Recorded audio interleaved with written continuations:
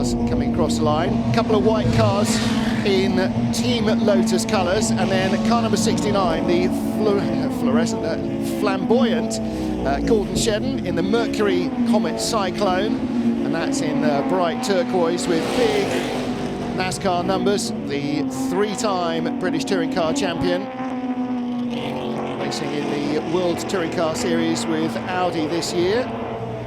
And the Mercury Comet Cyclone, another of the big V8 engined cars, long on power and possibly short on brakes over the two 25-minute races.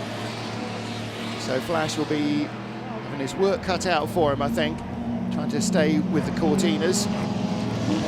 First flying lap sees Andy Jordan fastest from sparring partner Matt Neal. So Matt Neal will be... Yeah, Matt Neal, who was on the grass here on the outside of St Mary's last time round in the Studebaker Lark. Jordan through here is absolutely sensational. Car is just held at all kinds of angles, very, very neatly, barely a move on the steering wheel, just controlling it on the throttle.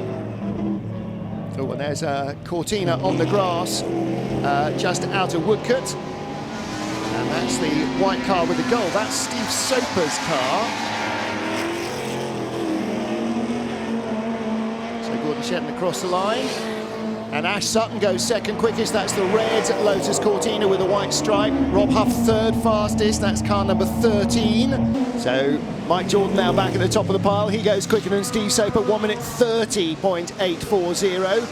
It was 84 thousandths the advantage for Soper. It's now 64 thousandths of a second the advantage for Jordan. These old blokes, have they got it, or are they a bit past it, do we think now? No.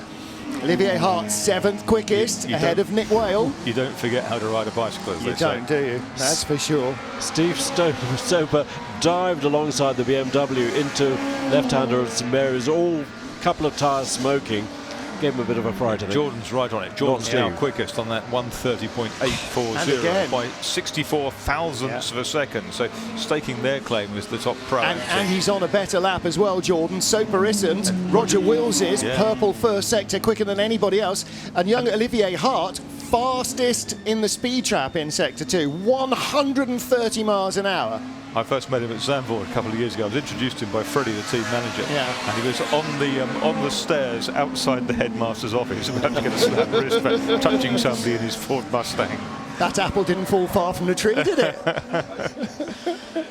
He's a charming lad, a really nice guy. Oh, he's super. David has always been hyper competitive, hasn't he, in everything he's ever driven, whether it's contemporary or historic. God, he doesn't mind twitching at it either, does he, at slow speed? Yeah, unfortunately, he had a little clip on the old chicane last year. Got a penalty for it. Still did 150 miles an hour down the lap and straight towards Woodcote Corner. 150. Because these things aren't quick enough, aren't they? They tramp on, don't they? Right.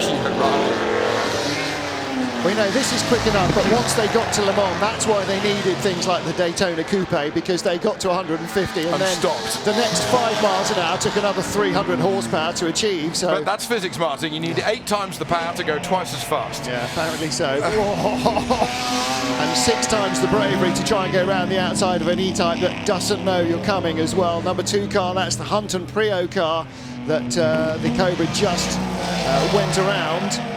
I think that's Andy Prio, possibly just fresh out of the pits. The Harry Canary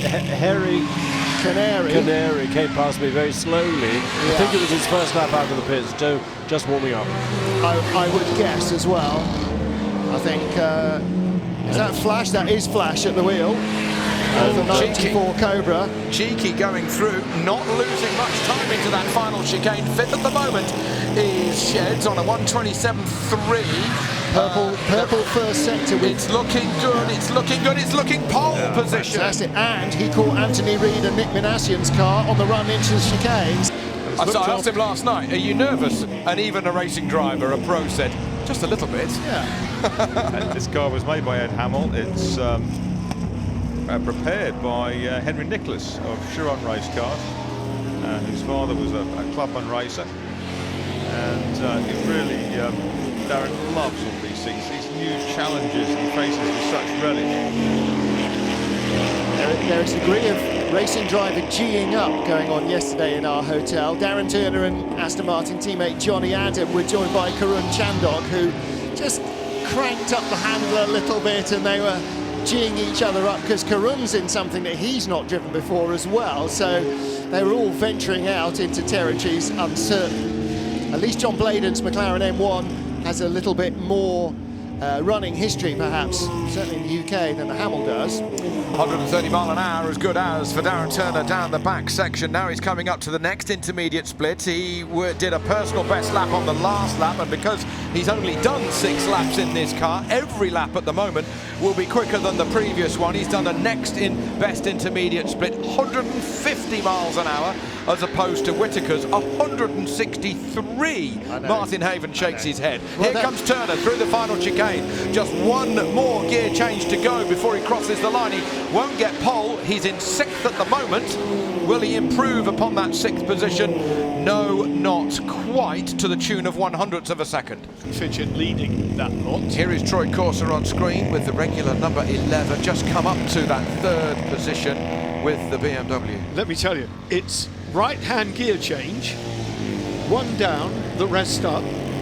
He doesn't want to leave the throttle, so he said he would put his left hand across the tank and change gear with his left hand.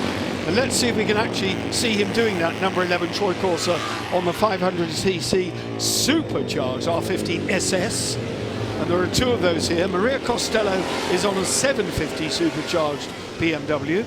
But that bike, 75 horsepower, but the way it's moving around, I said to Troy, you need to be careful, mate, taking one hand off the handlebar, otherwise you're going to be in a massive tank slapper. He said, I've had a couple of wobbles on, I must admit. It's an 89-year-old motorcycle. Incredible, isn't it? If it was on the... oh, no, he's changed the entry, sorry. Yeah, he's on a 36 36, bike. sorry, okay, apologies. 81. Nonetheless. 82-year-old motorcycle. Nonetheless. Yeah. Even so, hey, what's the difference between 82 years and 89? Did you see that gear change? Yeah. The left hand went across and he did a gear change. Let's see if he downshifts the same way. Yes, he does. Look at that. Incredible. He's taking his left hand off the handlebar because he doesn't want to let go of the throttle. So look at the suspension. To downshift, it goes down. To upshift, it comes up. Logical. Still in the same gear. How many gears is he using around this Goodwood circuit? That's the question. Here we go. Okay, back up to the faster gear. Down the back section, he was doing 123 miles an hour when he was changing gear.